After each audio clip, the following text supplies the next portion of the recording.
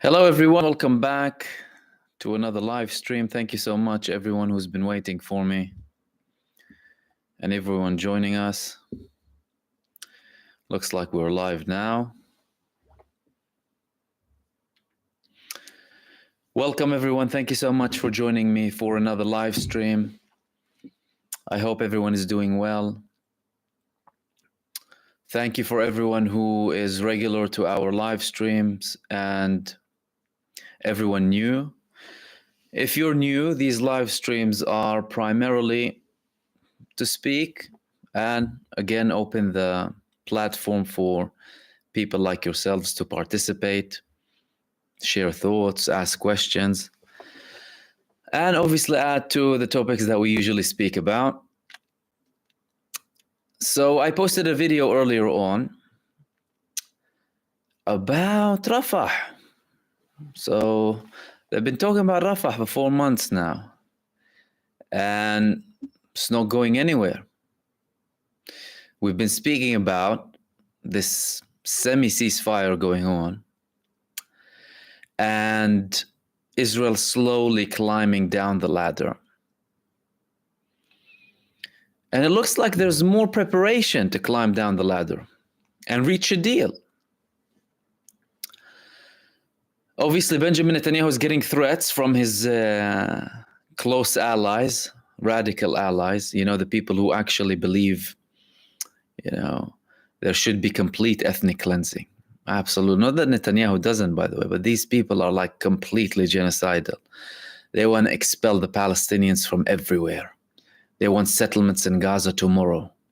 They want Seaview. Smotrich. They've been criticizing. If you obviously haven't watched my previous video, you can watch it after this live stream. But I spoke about the delays and potentially the cancellation of Rafah, with the White House telling Reuters that they received reassurance from Israel that they're not going to be going into Gaza. We won't go into Gaza unless we tell you, and you're happy. As if something changed, The US has been criticizing the supposed Rafah attack for months. They previously said we won't support Israel going in Rafah. You have objection from Egypt too. And it's not as they stand a chance or anything. Well, do what in Rafah? What, get more of a beating? Get more humiliation? Take more RIPs from the IOF? Well, what are you going to do? And now they're admitting, you see the pattern before I reach to what I wanted to speak to you about. And it's part of this pattern. Slowly people saying, Hamas is still active, actually. Actually all of their brigades are functional. Then yesterday we had a report, 5,000 fighters are in North Gaza. Oof, okay. In North Gaza, wow. They managed to pick up very quickly. I thought you dismantled 18/19/20/ all of them. Then you've had these moves without a ceasefire declaration, right? About getting in aid into North Gaza, people going back to the northern part of Gaza, Israel withdrawing all of the fighting division, getting more aid in, getting more aid to the north, things that were requirements from Hamas for a ceasefire deal that Israel's giving now.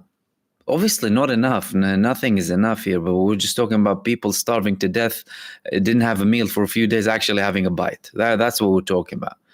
Nowhere near, what should happen. People receiving their basic human rights, right? The UN have a declaration of universal human rights. They've had it for decades now. But it seems like it's not valid everywhere. Or like with other UN resolutions, just ink on paper. Just, for the UN to look nice, right? Now talks about a deal. I'm going to be publishing a very important video after this, by the way, at 11. Progress with a major Arab country, to say the least. Direct meetings. But now the narrative has shifted from eliminating Hamas to, we're going to have to live with them. Demolishing Hamas. This is what Netanyahu used to say, eliminating Hamas, the guy. And said back then, you're like, what are you doing? It's mission impossible to demolish Hamas. What's wrong with you? You already tried to do that in 2009. You said our mission was to demolish Hamas. Halfway through, oh no, we just want to affect their military capabilities. We don't want to make them capable of reaching, certain areas in Israel. 80%, 1%, 90%, all nonsense. But they'll just sell it to their people. And now you have the same thing. So while the political leadership is still barking to an extent, barking at a lower tone, to be fair, you have people, significant figures, analysts in Israel, changing the tone clearly. And the person who I wanted to quote in this video, by the way, he's one of the most known Israeli military analysts. He is a military analyst this guy goes to the actual war zones and he reports and he's been there for many years. His name is Ron Ben Yishai, and he is a military analyst in Israel. He published an article in one of the most widespread Israeli newspapers websites, Ynet, Yediot Ahronot.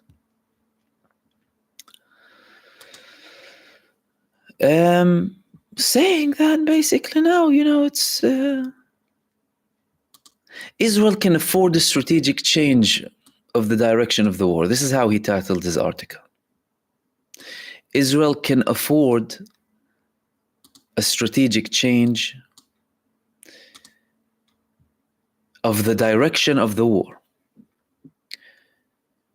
And listen how they establish this affordability, right? He says anyone who has been to Gaza Strip recently and has seen what is happening there up close understands that the state of Israel has achieved most of what can be achieved through military means in its territories. Listen to that first statement. Understands that the state of Israel has achieved most of what can be achieved through military means in its territories. Most of the Gaza Strip is destroyed. What a military achievement. What's destroyed? The civilian buildings. He continues, listen. That's a military analyst for you, by the way. Most of the Gaza Strip is destroyed. That's their military achievement. In the north of the Gaza Strip, 70% of the buildings are no longer habitable. Wow, what a military achievement. So destroying civilians' houses, that's your military strategy. This is an admission. In the south, at a conservative estimate, half of the buildings are destroyed. Again, what a military achievement. You destroy people's homes. Psst. When they were looking for a place to evacuate the displaced people who are now in Rafah so that a military operation could begin, they found in the IDF that only in Deir al-Balah, which our fighters did not enter, there is still water and sewage infrastructure around which refugee camps can be established for hundreds of thousands of people. In the rest of the Gaza Strip, the infrastructure is in the ruins. Again, proud that the people don't have water and they don't have toilets to go to. That's a military analyst for you. So far the guy began speaking nothing about Hamas, but now he's speaking about Hamas. Listen, what is more important, in a recently relatively accurate inspection, in a recent relatively accurate inspection, so basically some random assumption, it became clear that 45% of Hamas and Islamic Jihad fighters were killed or captured. And approximately 65% of the organization's combat infrastructure, including the tunnels, launchers, and means of producing weapons and rockets, were destroyed or irreparably destroyed. Where do we begin? How did you measure that? How was that a relatively accurate inspection? Any IOF terrorist going to the tunnel had an ambush. They'll create dummy tunnels for you so that your stupid genocidal troops can go in, and they'll take down the whole thing. They killed one of the war cabinet members' son and nephew as well. But not Bibi's son, he's in Miami. He's in Miami chilling on the beach. He continued, this does not mean that a rocket cannot fly here and there, right? Listen, a rocket cannot fly here and there, but most likely it will land in the Gaza Strip, and the IDF with its current capabilities will destroy the launcher within minutes. That's not all. The residents of Gaza are in a humanitarian crisis that will take years to recover from. And in Lebanon and Iran, they see the destruction in Gaza and understand what will happen to them if the war does not end soon. Talk about someone punching over their weight, right? Iran. You sent an Amazon quadcopter with a couple of fireworks. What do you mean, Iran? Is Iran petrified of you, or are you petrified of Iran? Hezbollah's just been playing with you. Are they scared of you, or are you scared of them? Whenever your troops set foot in Lebanon, they come back buried. But they obviously, they need to understand, all of this is part of selling the delusion. All of this is for the Israeli public. Listen, Israeli public, we failed miserably. We can't tell you, look, we lost. Because let's not forget here, how do you calculate a victory or a loss? By the objectives of the war. Any person, any military analyst will tell you that. Mission achieved, mission accomplished or not. What was the mission? The mission was destroy Hamas. Destroy them, destroy Hamas, eliminate Hamas. Cease to exist. That's number one. Number two, making Gaza, forcing Gaza not to pose a threat to Israel ever again. So that's your number one and two already gone. Your number one and two objectives are already gone. Getting rid of the Hamas military leaders, having a different authority, having full security control in Gaza, and getting back the Israeli prisoners of war in Gaza. Nothing has been accomplished. From a military perspective, from a military objective perspective, that's a defeat. Especially seeing as you're not fighting an army. You're fighting people with weapons and will to fight you. Iran also suffered a double blow, he said. Once when its attack failed, and once according to the reports that Israel responded. The Revolutionary Guards probably understand that a strategic balance has not yet been achieved in favor of Iran in its struggle against Israel, even though its emissaries are still loyal to it. Israel has the ability to cause more damage and loss to Iran today than to the Ayatollah regime in Israel. And most importantly, in Tehran, they realized that there is a potential for a Western regional coalition to rise against it at the initiative of Washington and Jerusalem. Again, lies. They gave you a cold shoulder, all of them. Your best buddies, your best mates. Biden told you we're not going to participate. Austin told you, if you're going to attack, tell me. You apparently told them in the last minute, like Blinken told the Italians. And then they reported to the G7. And even the clowns of Britain and Germany went there to tell you, no, don't attack Iran. Cameron and the German Chancellor and Foreign Minister, no, don't attack Iran. And they told you we're not going to participate in that. And you couldn't have done anything, by the way, without their support. in the calculated Iranian attack. They sent their cheap drones initially that they knew they were going to be intercepted by 5 countries. Wow. Talk about Iran. You needed 5 countries to take down their attack, and you're calling that a success after they landed what they wanted to land? He continued, in the current situation, the IDF has proven ability to escalate and finish the job, that is, to completely dismantle the military capabilities of Hamas. What a massive contradiction. Anyone who has watched the preparations the IDF is making for entering Rafah and the smart plan that has already been approved for implementation understands that the military decision of Hamas and the Islamic Jihad is within reach, and that in a short period of time the terrorist armies will return to being terrorist organizations whose danger is less and which can be dealt with in the same way that terrorism is dealt with in Israel. Look at the contradiction. The claim that military pressure does not move Hamas is simply not true. Lie. And the proof, the sudden willingness of Hamas to negotiate a deal due to the threat of the IDF entering Rafah. They've been negotiating with you. You need to understand all of this is for the Israeli population, but I'm just telling you how these people are climbing down the ladder. They won't give it outright, but this is how they're climbing down the ladder.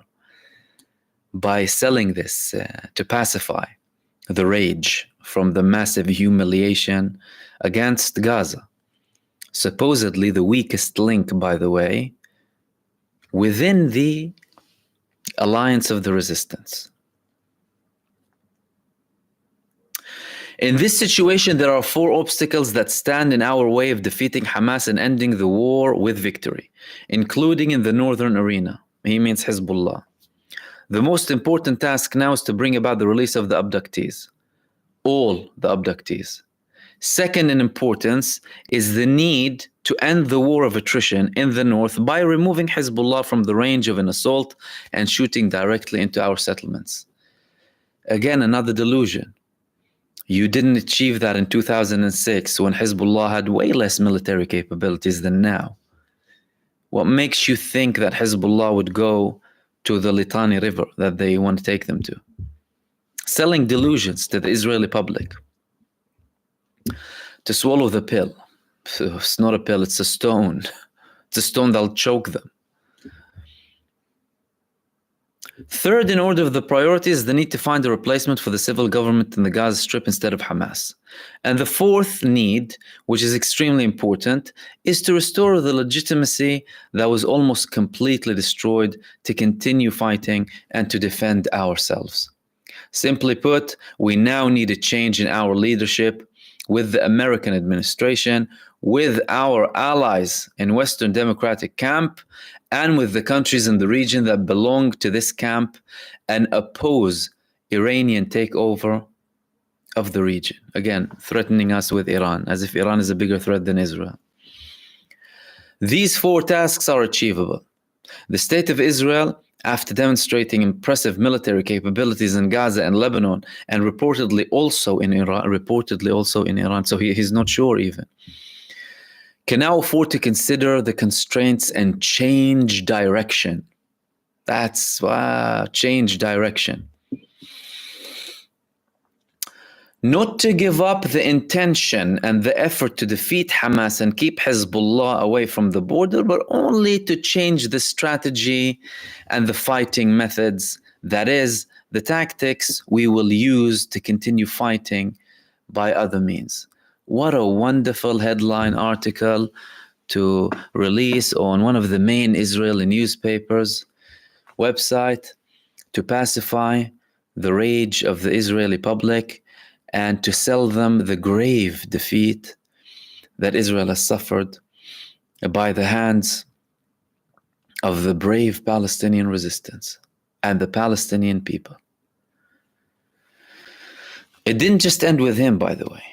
There was another article in another big Israeli newspaper called Ma'ariv, where they spoke with Major General Yaakov Amidror, right?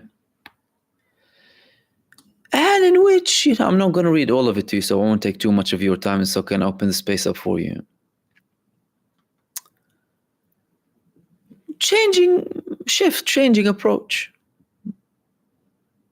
The release of the kidnapped is more important. The war in Rafah will be postponed. Will be. The war in Rafah will be postponed. Until when? Your prime minister told us he has a date. When did he postpone it to exactly? Well, they wouldn't tell you. But that's the way. Like they sold the lie in 2009 that Hamas is unable to pose a threat again, and then they went to 2012, 2014, faced even fiercer resistance. The one in 2014 was more aggressive. And they got a beating like they did now. But clearly, there's a shift. And they're trying to sell the Israeli public that we were winning. We're winning. Why? Because the people, most of them are not buying it. Most of the people are not buying it. But they need to package it in a nice way. According to somewhat reliable reports and assumptions, we destroyed like 45%. And again, they go down with this percentage so quickly, by the way. Netanyahu casually says 18, 19, 20 brigades, as if, there's no difference between 1 or 2 brigades destroyed and 4 left. Sometimes 4 left, sometimes 6 left, before and after. And then they dip down to 45%. So 45%, that's so the majority of their forces are functioning. And I told you how they calculate them, by the way. And I quoted this guy in the Israeli Committee for Foreign and Security Affairs when he said that it's a lie. So Benjamin Netanyahu is getting these reports about the supposed dismantling of Hamas brigades, and he is selling it to the public as something else. So the report will come, and according to him, it will be true. Again, we have our doubts on that. But a report will come to Benjamin Netanyahu and will tell him, look, we took 10 brigades. I don't even know how they calculate them, by the way. It's as if they know anything. We killed 200 of that brigade, and the brigade has 700 people, so they have 500 left. To Netanyahu, we dismantled them. They're still functional. They can beat you. Or they're not getting the orders from the same commander, or they're getting their commands from a different brigade or whatever. To him, that's dismantling. We ended Hamas there, so we have 4 left. And where are they? In Rafah. Clearly, the man's been babbling just to threaten Hamas, as if they're threatened, really. They told him, you'll face fiercer resistance. And then they started to say that they're worried about the Palestinian population, as if really anyone believes them. But one of the things that they actually found very frustrating is the fact that also countermeasures were taken by Egypt in preparation for a potential attack, after seeing that Israel isn't really playing ball, and now they're clearly playing ball. The only side that's conceding now is Israel. Because don't forget, what was the plan initially? To force the population from the north to the south. That's number one. Failed. Then when they go down to the south, bomb the borders with Egypt, force them to go by bombing them to the north of the tents. They were planning to bomb tents. Don't forget that. They bombed tents of refugees. They do that. They bombed hospitals with refugees inside them. They bombed hospitals with refugees, churches with refugees inside them. We know what they're about. So they started speaking about the refugees and the evacuated people after they saw the countermeasures that were taken by Egypt. So it looks like they're climbing down the ladder. Obviously, there's no guarantee. It's no guarantee that they won't. Are they stupid enough to do it? Yes, they are. They've proven throughout all of this genocide that they're thick. They don't have a view. They don't think about anything, really. They don't care about their image. They don't care about their allies. They don't care about their future. Nothing. Because they're led by a narcissistic, psychopathic, genocidal man called Benjamin Netanyahu, who would sell his mother. That's the truth. And that was the main topic. I'll open the space up for you now to share your thoughts. See if you have any questions. I'll try and reach most of them. Excuse me in advance if I miss some of them. If you wouldn't mind highlighting them as well, so I can reach most of them.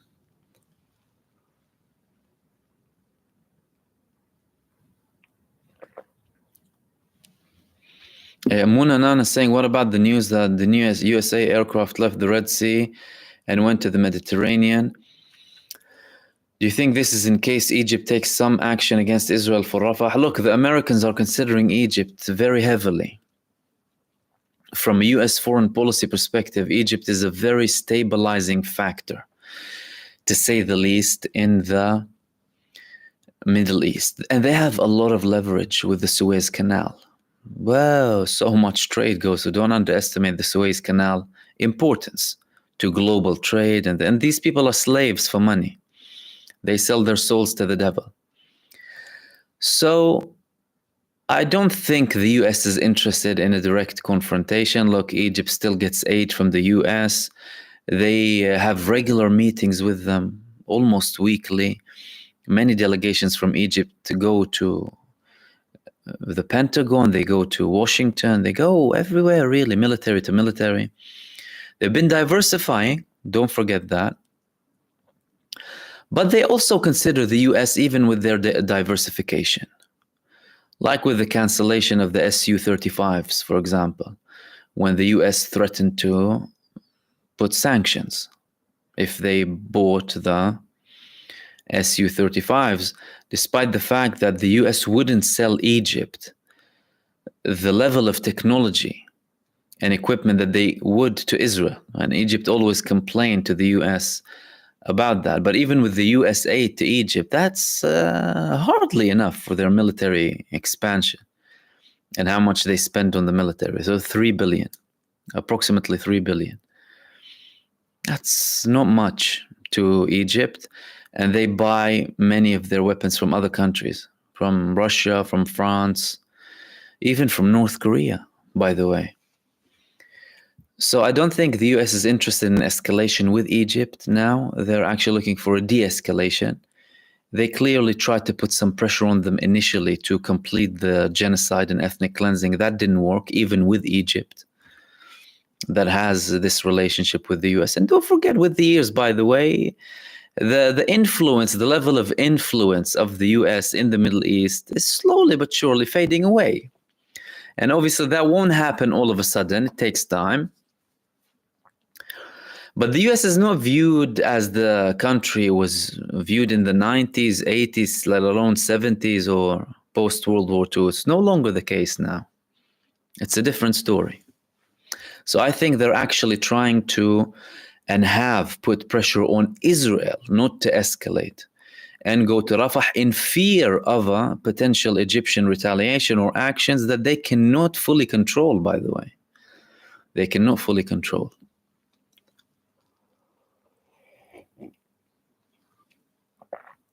ABCD, if you saw it, what did you make of Abbas's statement? I think it was the World Economic Forum. Embarrassing, as usual.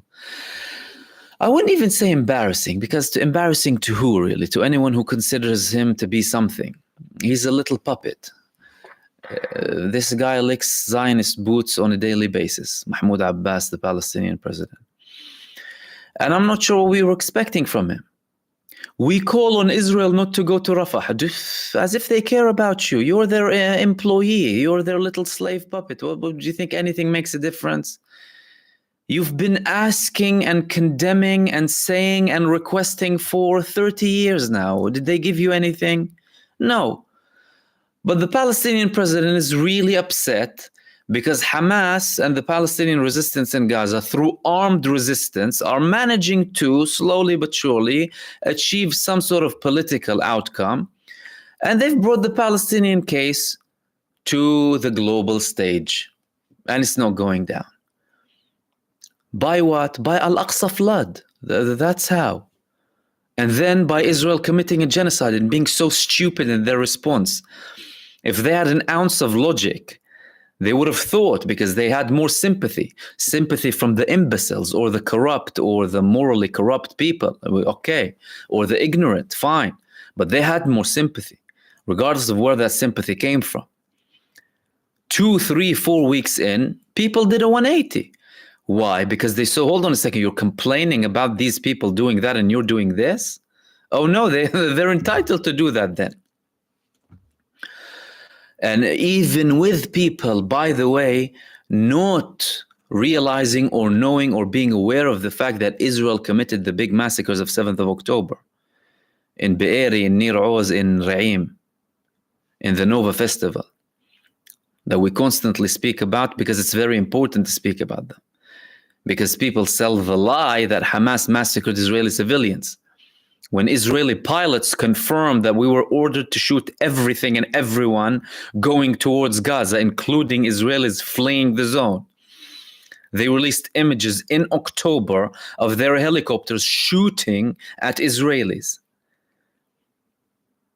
Same thing with Kibbutz Be'eri, the survivors. Same thing with the people who were released from the Palestinian resistance, saying we were hit constantly. They killed 70 of their, over 80 of their prisoners in Gaza. They wanted to get rid of them so that Hamas don't use them as leverage. So with all of that, Mahmoud Abbas is upset because there's some sort of political achievement being, shown, being highlighted without him. Why? Because he's a doormat. How else can I say it diplomatically? I'm not going to speak diplomatically. Say it as it is.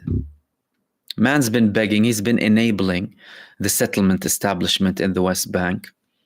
Ever since the Oslo Accords, they went from 100,000 to almost 1 million settlers in the West Bank. They constantly steal more lands.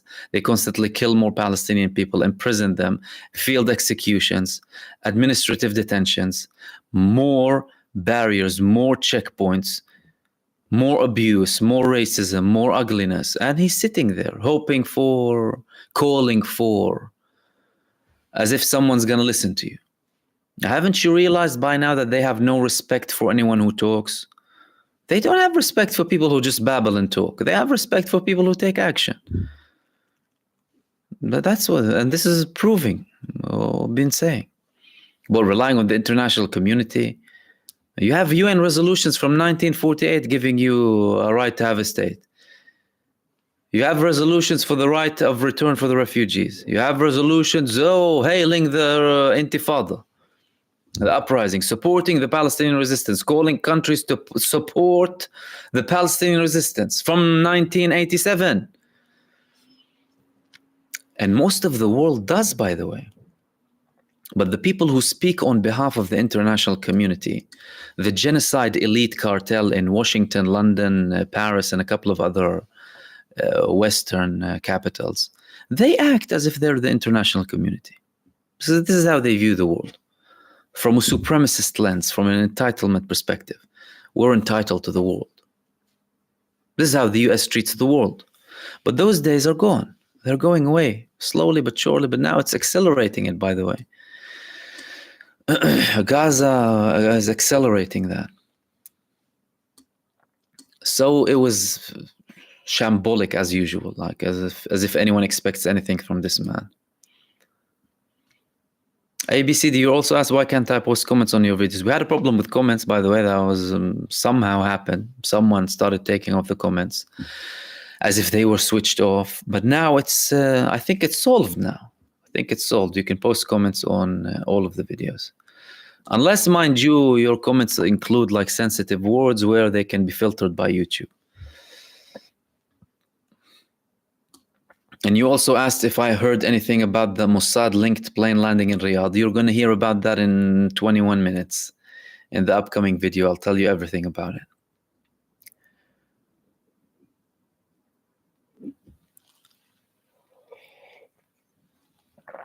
Sasha Safari is asking, Mahmoud, what will be the fate of the remaining hostages since IDF is leaving Gaza? Clearly, they're leaving Gaza as part of an agreement with the Palestinian resistance, and they will leave through a large agreement, because Hamas aren't that, foolish to release them for no reason or for just Israeli promises or relying on Israeli goodwill.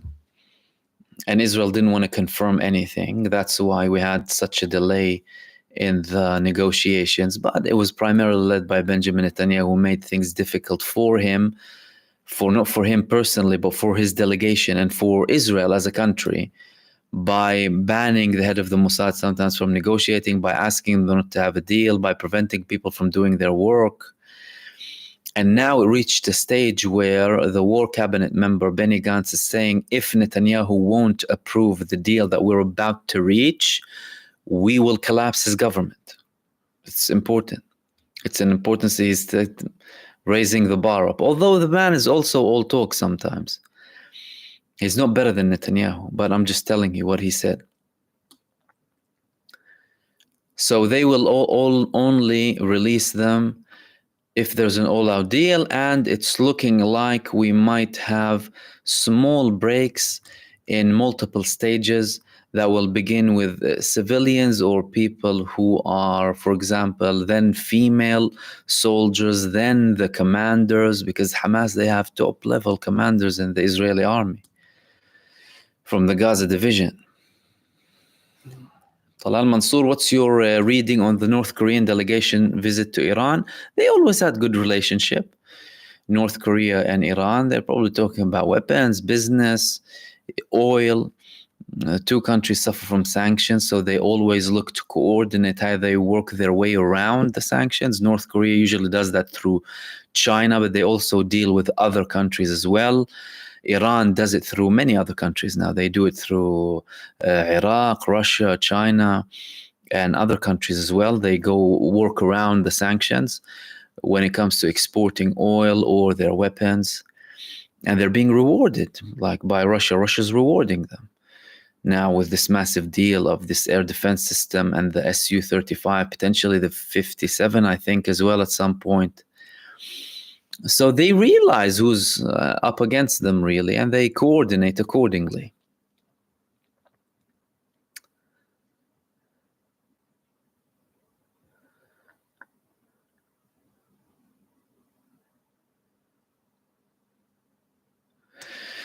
ABCD, would you agree that the escalation on the border with Hezbollah is rising then rather than decreasing?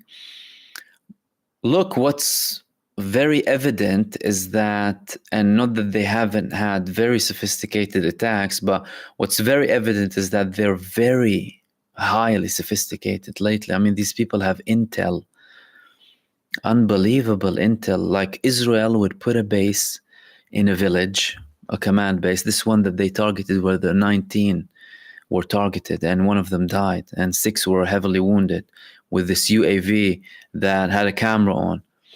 This was in a civilian village. It was like in a building that belongs to the municipality of the area that they do activities in.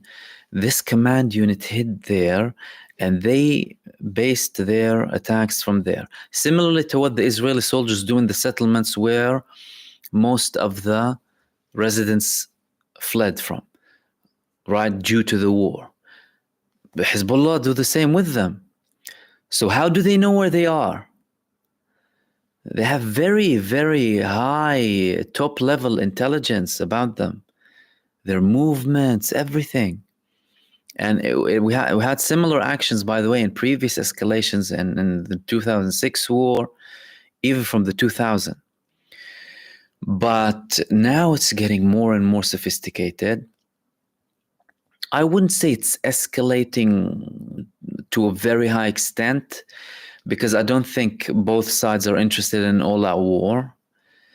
And Israel is also wary of the fact that some people in Lebanon don't like Hezbollah and they don't want to give them further excuses. That's why they also don't carry out heavier attacks, because Israel's genocidal anyway, they don't care. But they don't want people in Lebanon starting to support Hezbollah even more. Like, they do have support, but not everyone supports them. Some people are totally against them. Some people are pro-Israel in Lebanon. So Israel doesn't want to give them an excuse. And Hezbollah, from their perspective, they don't want to drag Lebanon into an all-out war so that they don't give their opponents also, and also from a responsibility perspective, they don't want to give Israel the opportunity to land big strikes on Lebanon, and then the people will say, look, Hezbollah, what you dragged us into. Why did you even go there? So they've been very well calculated from the beginning. Them and the Israeli side, they both know that. I don't think neither of them want an escalation or an all-out war, and they're playing it very carefully. Mind you, the borders and the limits stretch. So Israel will, dig deeper. Hezbollah will retaliate. But they don't break everything. They don't cross all of the red lines because it's of no interest. But I don't think Israel's going to achieve anything by their escalation with Hezbollah, by the way. I don't think that's going to happen. They're not going to push them north. People are still going to struggle. They're still going to struggle in getting people back to the north.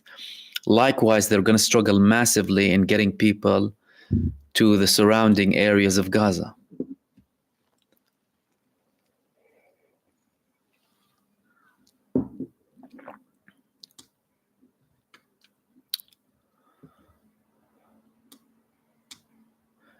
Hanan Y, thank you so much for your super thanks. Marvin Vergus, what do you think of the IDF manpower now severely depleted? Will the IDF use this break to rebuild for future assault on Lebanon? Will the IDF keep attacking Syria? The IDF is defeated, broken, demoralized, humiliated, shamed.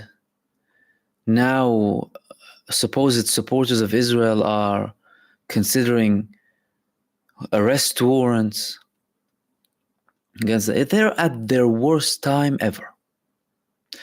Worse than the day they established Israel, worse than 1973, when people used to say in Israel that we lost a generation. We lost a generation of people. All of them died. So many people were killed in the war with Egypt in 1973. It's worse than that now. Way worse. From a military perspective, everything in Israel is in shambles now.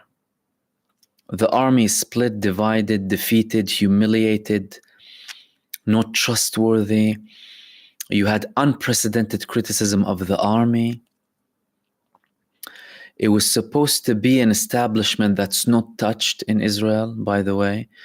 Regardless of what's your political view, the army is something that you shouldn't touch in Israel. It's a military nation. It's a militarized country. Everyone's a reservist. Otherwise, they'll collapse. This is part of their neo-colonial entity. Right, their violent neo-colonial entity. So they're in a very, very bad state.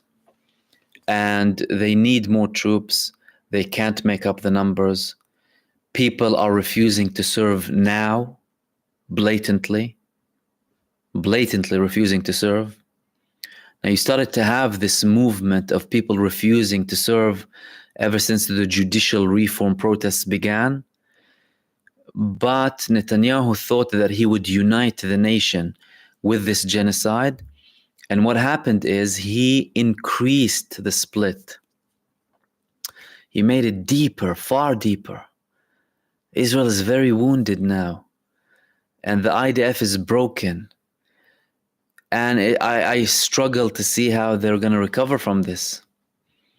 With so many people fleeing Israel, not believing in the idea, and them having to resort to such racist, obnoxious, barbaric, genocidal tones to push the people to support them.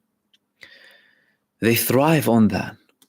And without that, they'll cease to exist. Blank Stairs, thank you so much for your super thanks. Sorry, I missed that. You said any updates on the 8 flotilla stopped? Are they stuck waiting at anchor? in the Mediterranean Sea. No, the country that they supposed to have the flag of, they said no, we don't want to, not approved anymore. It was a politically moved decision. I spoke about it in a video yesterday. You can go ahead and watch it after the live stream. Now they're looking for some political intervention from Turkey because they're the hosting country. I'm not sure how successful they'll be, but it's absurd, really, because they're only getting aid, like 5,000 tons of aid to Gaza. Yet warplanes with military cargo can go in their hundreds with weapons to kill innocent people with no objection. It's absurd.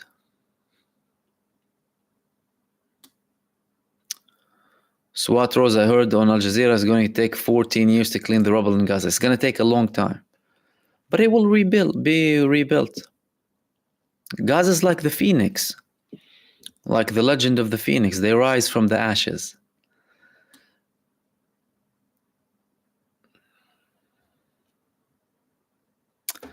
Joviatesk, from your experience living there, could Israeli society be ever be de-radicalized, and if yes, how?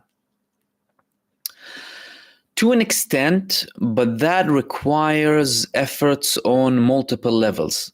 One of my suggestions in my book was education. You need a solid decade. You need a solid decade of re-education. You need political will. You need action with the media. You need to have rigorous rules with regards to anything that comes with equality, human rights, anti-racist laws, everything. People having now you have people who want to enable it further. You need to understand, like Ben Gvir, he will criticize anyone, going to court if they bullied to death an innocent civilian or tortured them to death. They said, no, protect them. They can kill innocent people. What are you doing? They're Jewish. This is what he'll say. So, and mind you, there's obviously examples of, peaceful coexistence in some parts. Other parts, it's a bit more toxic. And Israel isn't interested as an establishment, as a country that was established on racist, violent, supremacist ideology. They're not interested in the idea of coexistence. To them, it's us. What do you mean coexistence? With who? We're entitled. We're the God's chosen people. And they're others, they're servants, they're animals. So we're entitled. That's the narrative, right? There's a racism to the high heavens and supremacy. So it'll take a lot of effort. Look, it's not impossible.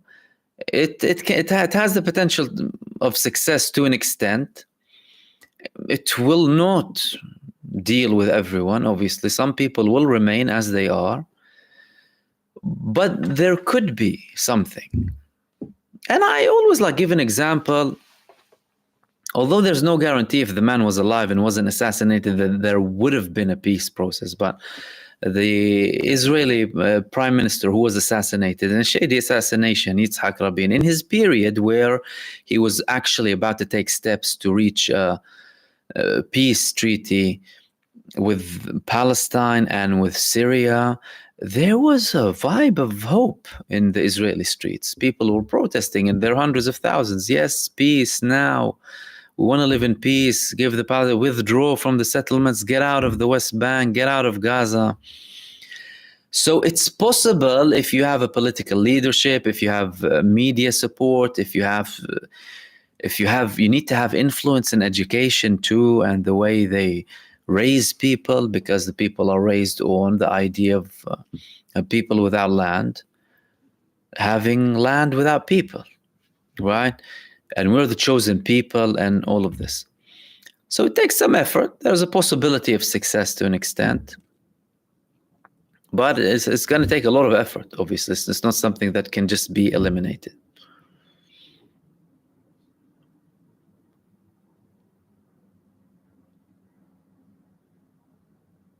Miguel Garcia saying Hamas officials in Egypt apparently just said there's no major issues with the last Israeli proposal for a deal. What's the proposal about? Does it include the end of the siege. Look, from the officials who I saw literally an hour ago,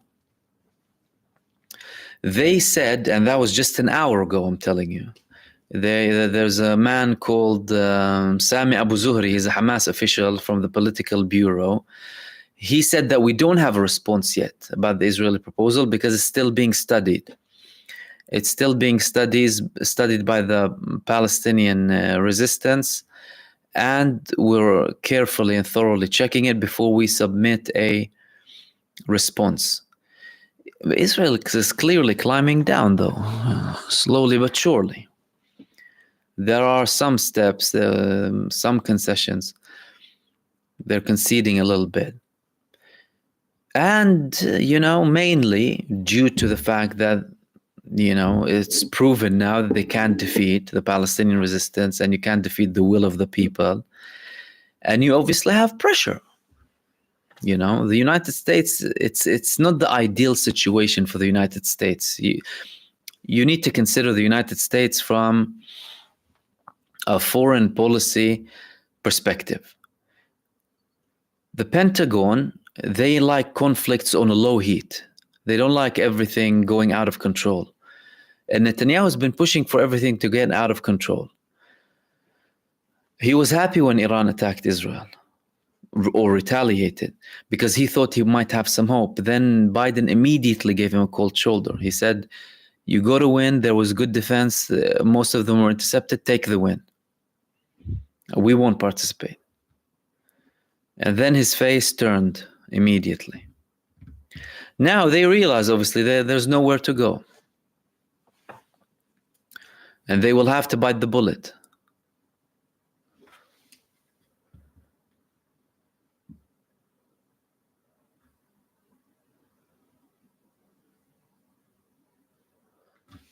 From the river to the sea, saying, what's the point of a ceasefire without a Palestinian state? What solution is this for the Palestinians?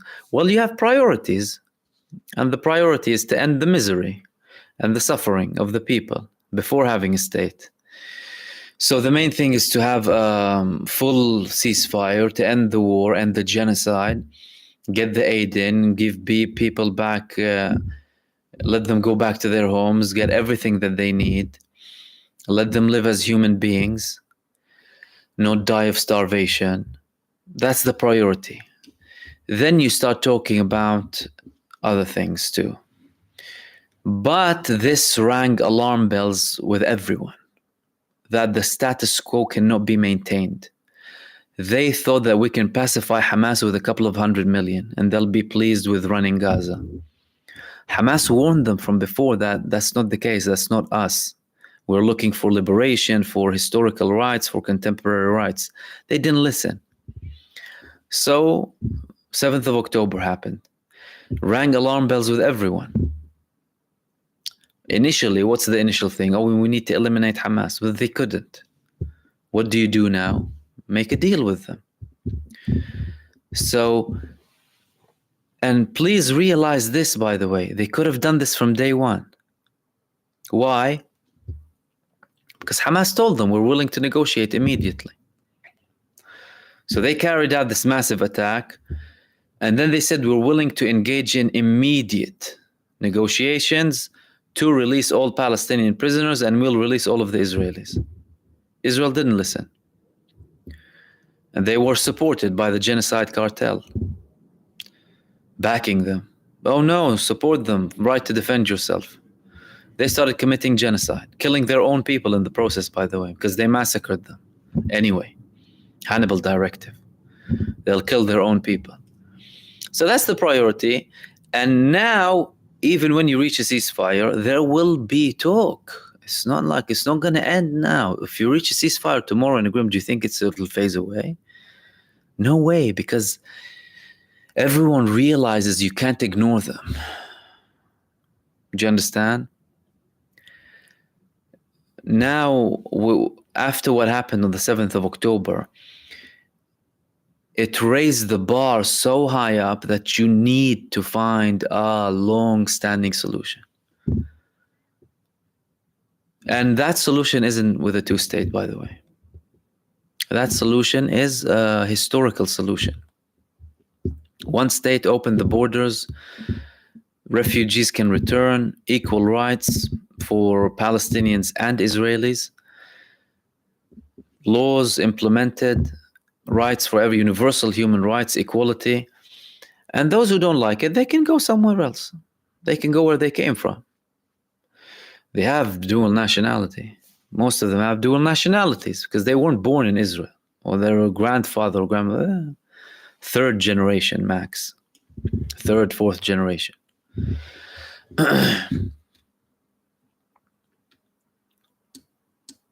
But although, you have some people speak about it, it's not being spoken about to the level that's required to push for it.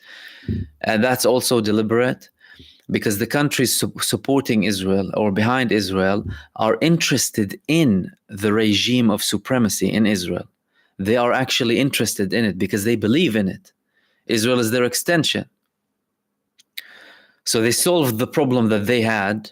They had a problem. They said, we need an answer to the Jewish question, right? And they had the final solution through Zionism. They expelled most of the Jews to Israel. So they were happy with that. You need to understand, they talk about anti-Judaism. That's where it started. But then as a neo-colonial project as well, they need to have constant conflicts. And they know with the two-state solution, there will be an ongoing conflict because they won't agree on everything. But instead of these powers saying that, look, we need to put our foot in, right? Step in and stop this nonsense. What we've done was wrong. And we need to implement genuine democracy where everyone can live in peacefully. It's realistic, right? It's the thing that makes sense. But they don't talk about it because they want the conflict to continue. They want to split the Arab nations. It's a policy. They want to split the Muslim nations. They don't want a nation in the Middle East rising. They want them dependent, in debt, in a bad condition. This is how they want the nations.